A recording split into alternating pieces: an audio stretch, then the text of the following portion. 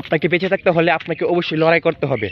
আমি এখন আমাদের এখানে একটা সবুজ মরুভূমিতে চলে আসলাম, যেখানে শুধু পানি, আর মাঝখান দিয়ে যে রাস্তাটা দেখছেন, শুধু মাঝখান দিয়ে রাস্তাটা আছে, আর কোনো জায়গাতেই রাস্তা নেই।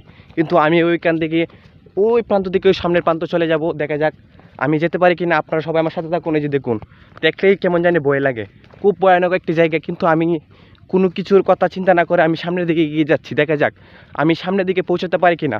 আর আপনারা যারা আমার ভিডিও দেখেন, অবশ্যই আমার চ্যানেলটিকে সাবস্ক্রাইব করে আমার ভিডিওতে একটা লাইক দেবেন। আমি কিন্তু খুব ভয় নিয়ে ভিডিও বানাই, অনেক রিস্ক নিয়ে ভিডিও বানাই। আপনারা দেখতেই পাচ্ছেন যে সামনে কতটা ভয়ঙ্কর। দেখলেই কেমন জানি ভয় লাগে আমার, আমি ভালো করে সাহসও নিতে পারতেছি না, এমন একটা ভয়ানক জায়গা। কিন্তু আমি কোনো কিছুর পরোয়া না করে আমি সামনের দিকে এগিয়ে যাচ্ছি।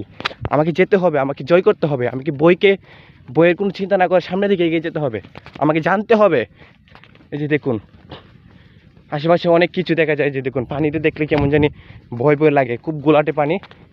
আমি যাচ্ছি, দেখা যাক। আমি নিজে যে আমার অবস্থা খুবই খারাপ, লুঙ্গি টুঙ্গি একেবারে পানি দিয়ে একেবারে ভিজে গেছে। কিছু করার নেই, আমাকে সামনের দিকে এগিয়ে যেতে হবে। সামনে একটা নৌকা দেখতে পেলাম, দেখা যাক ওই নৌকাটা দিয়ে আমি পার হতে পারি কিনা। আপনার আমার সাথে থাকুন। ওই যে দেখুন সামনে নৌকাটি।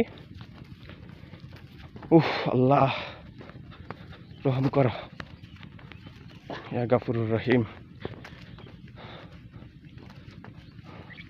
এই যে দেখতে পাচ্ছি নৌকাটি। ও মাই গড, নৌকাটি থাকতে কোনো কিছু করার না, কিন্তু আমি নৌকাটি দিয়ে পার হতে পারবো না। নৌকাটির অবস্থায় খুব, দেখুন হঠাৎ আমি একটা মাছ ধরার ফাঁদ দেখতে পেলাম। এই যে দেখুন, এটা দিয়ে নাকি মাছ ধরে, দেখছেন?